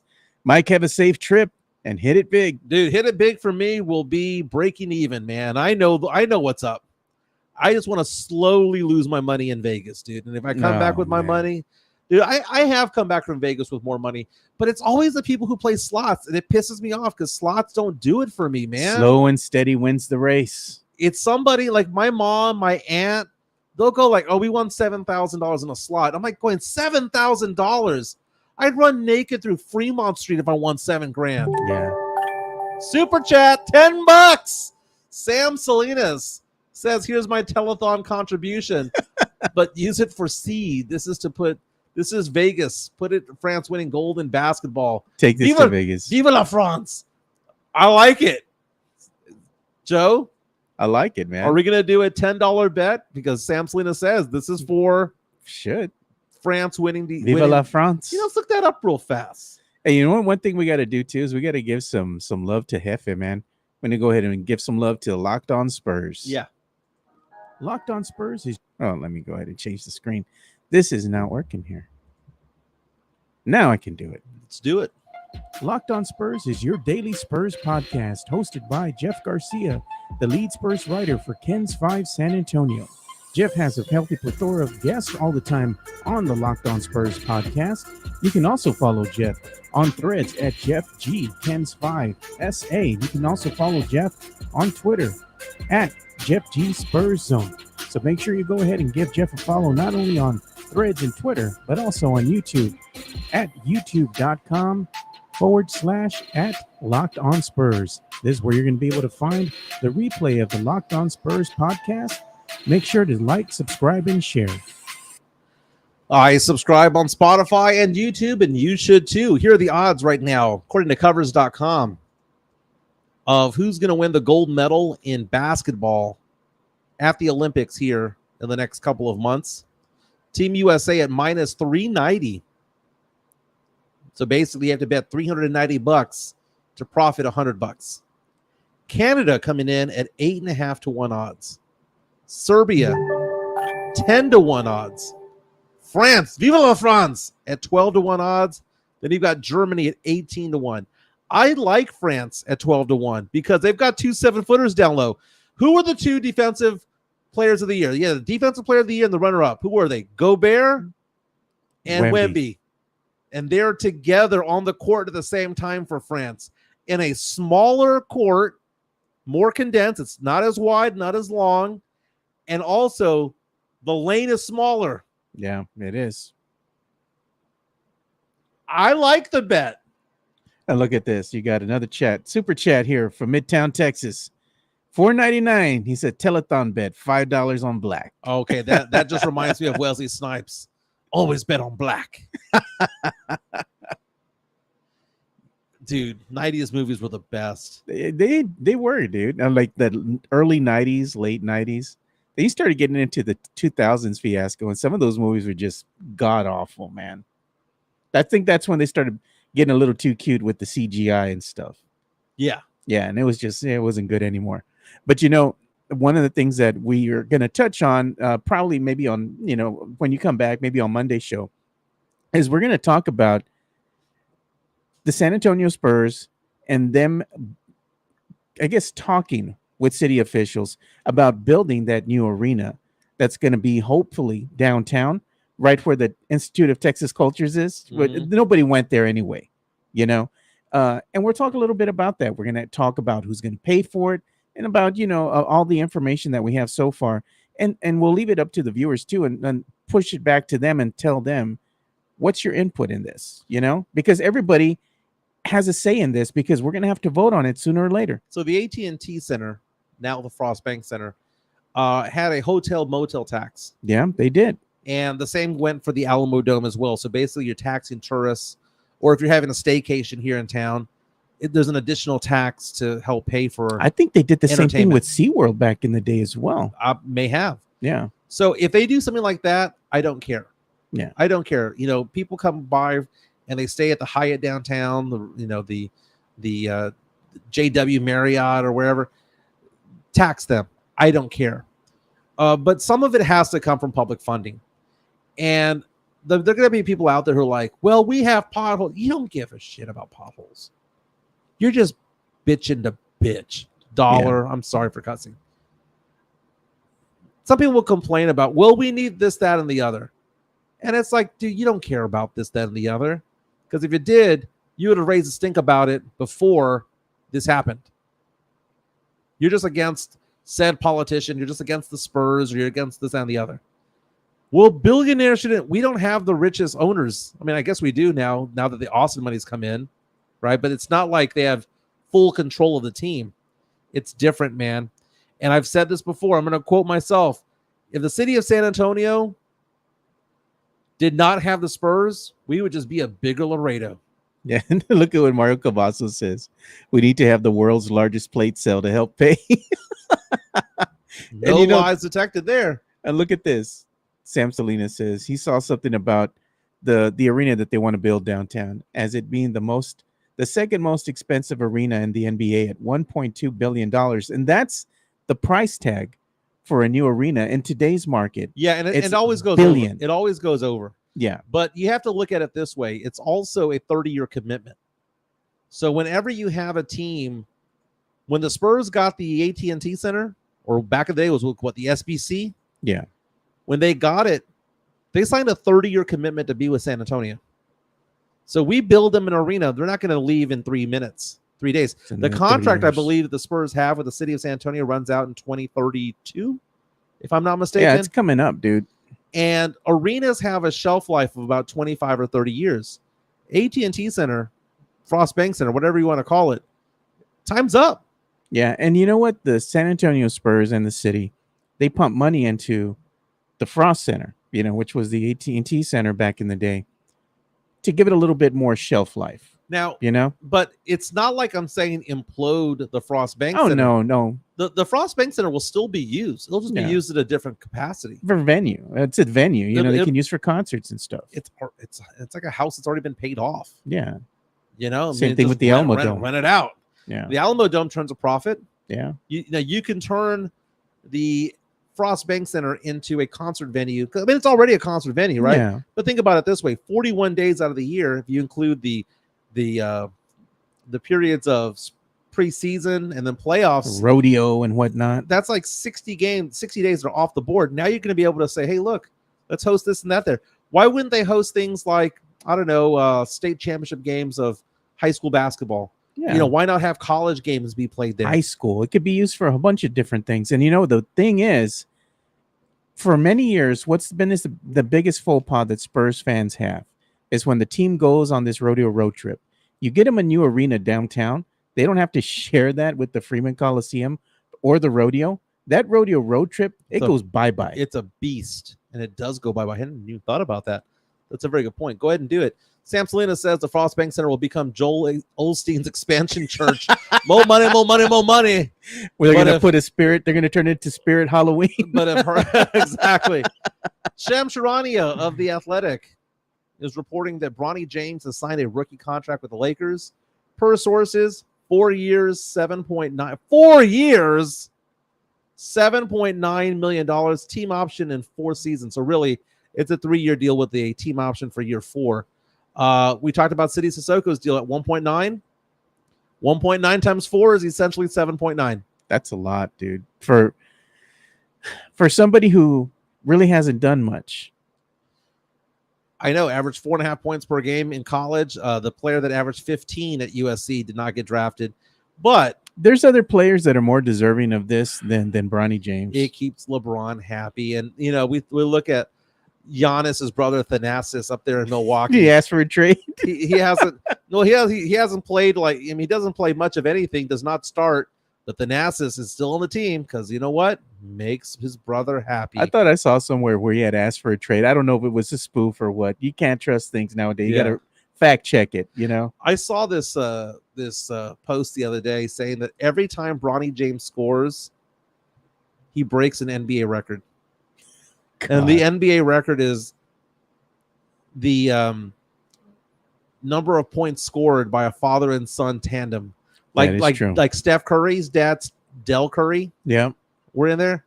Well, LeBron has more points because he's the league leader all time in NBA points. Yeah.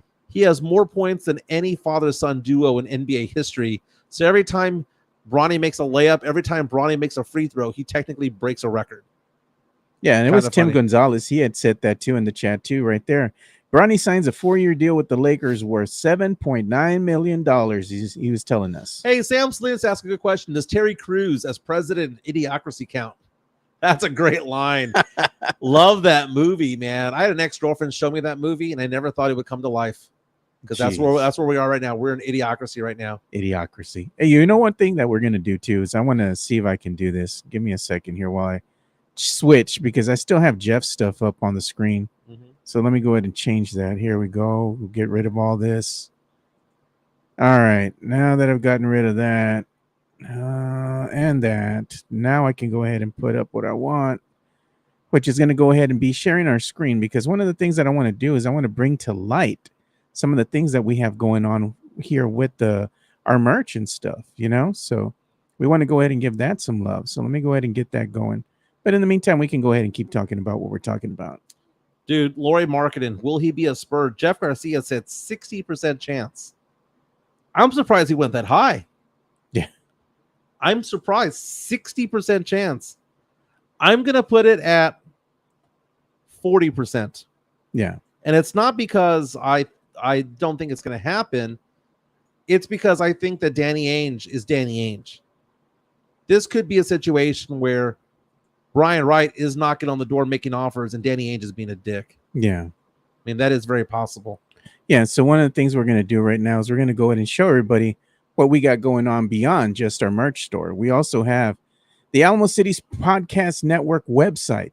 And one of the things that we do that a lot of people don't realize is that we broadcast live audio of this show directly on the website. So if you're on the go, and you might necessarily be able to listen to us because we're on Facebook and Twitter and what else, YouTube, you can go ahead and go directly to the website, hit play, and the audio from the show will play for you. So you can listen to us on the go.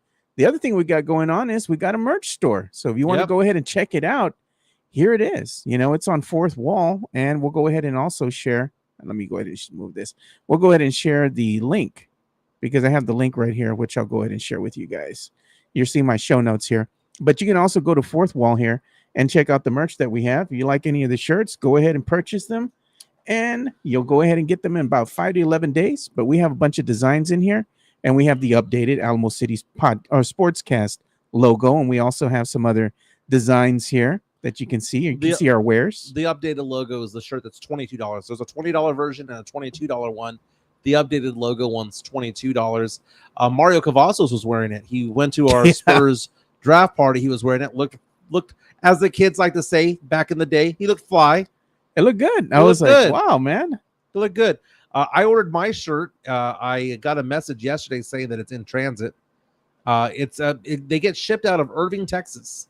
So not that far of a transit there. So hopefully I get it, because if I get it today, I could wear it to Vegas. Yeah, there you go. I need to get me a shirt too. I need to get me a couple, man. Fernandez needs to get a shirt so that he can go and promote us while in Yeah. Vegas. So make sure you go and check the merch store out. Shameless plug here, but either way, it helps the show grow. I mean, we don't really get a lot of money from selling these shirts. It's more for the fans. So go ahead and take it out. Take a look at it. It's the goodwill. It's Yeah. letting people know that we're here, letting people know that we are expanding. Now 960 subscribers strong. We are 40 away from 1,000. Hit the like button on the way out. You have Hit that the video. subscribe button. Hit the notification button to let you know that the show is starting at 10 o'clock. Look at that picture of Sith that you have right The now. USOA champ is here, baby. USOA champ. why does he get like nice photoshops, whereas the photoshops I get are of me outside of a sex store, me outside of a massage parlor? Why is it that my photoshops aren't as nice? Because that's where you are at on the totem pole right now. So I'm not a member of USOA. No, not by any means, any stretch of the imagination. In fact, I got to give it my boy Leha because he got a surprise for me, man, and I got to pick it up. It's a surprise. You'll find out. Jeff Garcia from Locked On Spurs, Ken's 5. Don't forget to subscribe to him. He has an article on Kens5.com where an odds maker predicts that Wemby will be Defensive Player of the Year next year, and the odds aren't even close. Like, he is like beyond the odds-on favorite when it comes to it. No show tomorrow. We will be back on Friday. It'll be Spernandez and Joe going toe-to-toe. And we're going to have our in-studio guest who's going to be John Dyer. So it's going to be a Puro Exit 7 edition. Nice. Yeah. I am going to be on the road going to Las Vegas. I got my money right here. Got my extra envelopes over. What time's the flight leave? My flight leaves at 6:40 in the morning. Oh, God, dude. No. That means you got to be there at least an hour before. Well, my friend Myra just sent me a text message right now, and she was saying, here's what it looks like at the airport right now, and it's a massive line at the airport, and they're saying that the airport was so busy this morning that the line to get into TSA stretched the full length of the airport. Oh, I know what they're talking about. Normally when you go through, it's like, okay, 10 people, 15, 20 people, and then you're in line. Bad now. This looked like a line like you're going to get on the Rattler. Okay, the Superman. So let's put this in perspective for people who are used to going to the airport. So when you go to the airport and you go in, and you know where your flight is going to be Southwest or whatever, and you park nearby, you go in. Yeah. And if you have something to check in, you check in your luggage, right? You go and you got to wait in line for that. You get your little tags and all that. You go and wait in line, you get in there and you put your luggage there. So the line for the TSA is further down on the other side, right? Mm-hmm. So that line for the TSA is stretching from that far side of the airport, going past the Southwest Airlines and everything else, all the other airlines where you're checking in your baggage, and it's going further down there. Right. I mean, it's just extremely long.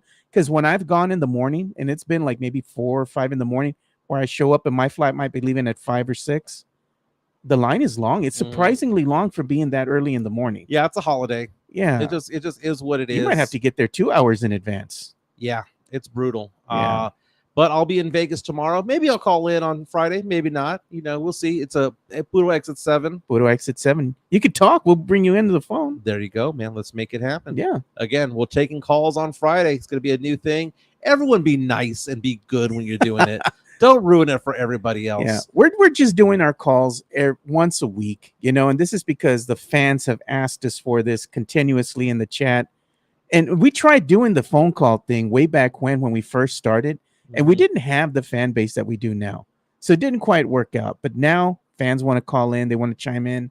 We're going to go ahead and do that. So it's something exciting, something new. But we're not going to have you on if you're being obnoxious, like, come on. You only have a little bit of time to be on. So whatever sports take or whatever question you're going to ask us, make it quick.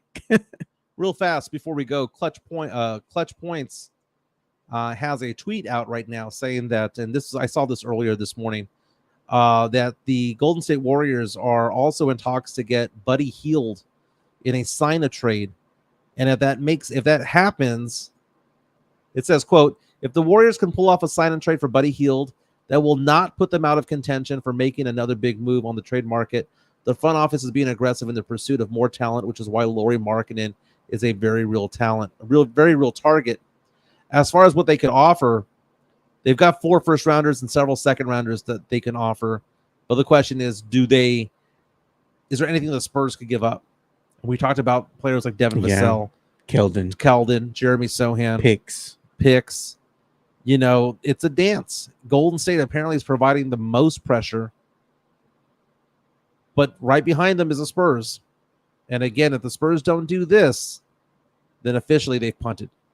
And I think what makes the Spurs going after Lori Markkanen so attractive prospectively for the Jazz is those picks that the Spurs have that the Warriors don't. You know, but how many of those picks is it going to take you to get and land Lori Markkanen? Picks and players, baby. Yep. Picks and players. Got to go in at some point. My name is Mike Jimenez. That's Joe Garcia. You guys wish me luck over here. Hey, thank you so much for all the super chats that we got. The telethon. We got to call it that. Telethon. We got to do a telethon once a week, man. Wow. But everyone have a fantastic day. Have a safe 4th of July holiday. If you're going to go pop fireworks, do it safely. Don't be like JPP from Jason Pierre-Paul from the Giants, who lost a couple of digits. Yeah, man. Lost a couple of fingers. Don't light fireworks in your hands. Don't be a moron. Okay. Watch out for your kids out there doing it as well. Be safe, and also have a water hose handy. You know, grass fire is going to be coming up like crazy. So dry out there. Everyone have a safe holiday. We'll be back on Friday. I'll be back on Monday. Thank you so much for being part of the show. 960 strong. We got to have a party for 1,000. We're going to get there, I think, sooner than the end of the month. Yeah. Yeah. We're making strides. We'll be back on Friday. See you, boys. Peace.